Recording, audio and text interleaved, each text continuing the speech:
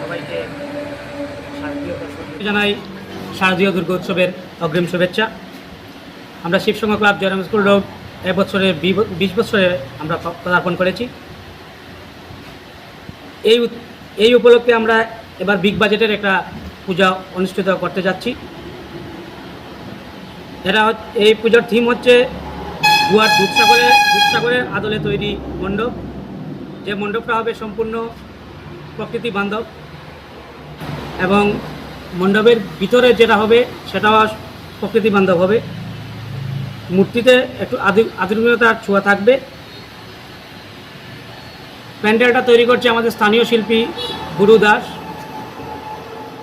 আলোকসজ্জাও থাকবে, রাস্তা দুটো তোরণ থাকবে। মূর্তি তৈরি করছে কলকাতার শ্যামলবাগ। আর আমাদের 4 দিন মহাপ্রসাদ বিতরণ করা হবে, কারণ এবার সপ্তমী পড়েছে 2 দিন, তাই 4 দিন আমাদের এই মহাপ্রসাদের ব্যবস্থা থাকবে। আমাদের পূজা মণ্ডপে স্বেচ্ছাসেবকরা থাকবে, বিডিপির ব্যবস্থাও থাকবে, সিসি ক্যামেরা থাকবে, পানীয় জলের ব্যবস্থা থাকবে। উদ্বোধন হবে চতুর্থীতে। ওই দিন আমরা দুস্থদের মধ্যে বস্ত্র বিতরণ এবং সাংস্কৃতিক অনুষ্ঠানের ব্যবস্থা করেছি। প্যান্ডেলটির উচ্চতা হবে প্রায় 80 ফুট, এটার প্রস্থ হবে প্রায় 80 ফুট। মূর্তির উচ্চতা কতটুকু থাকবে?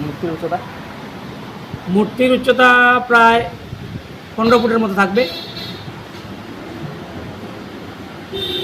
তাই আমরা সবাইকে অনুরোধ করছি, আপনারা সবাই আসবেন, আমাদের পুজো দেখবেন। আর কী কী অনুষ্ঠান রয়েছে পূজা উপলক্ষে? সাংস্কৃতিক অনুষ্ঠান, বস্ত্র বিতরণ ওইসবই থাকবে।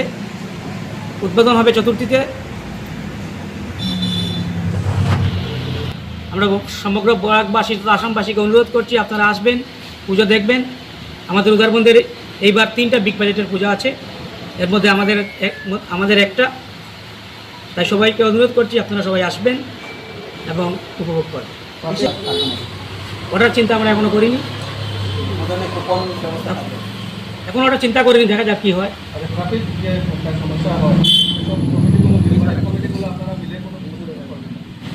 আমরা তো আমাদের স্বেচ্ছাসেবক থাকবে, বিজেপিরও আমরা ব্যবস্থা করব। আর বাকিটা প্রশাসন দেখবে ওরা কী করবে কি না।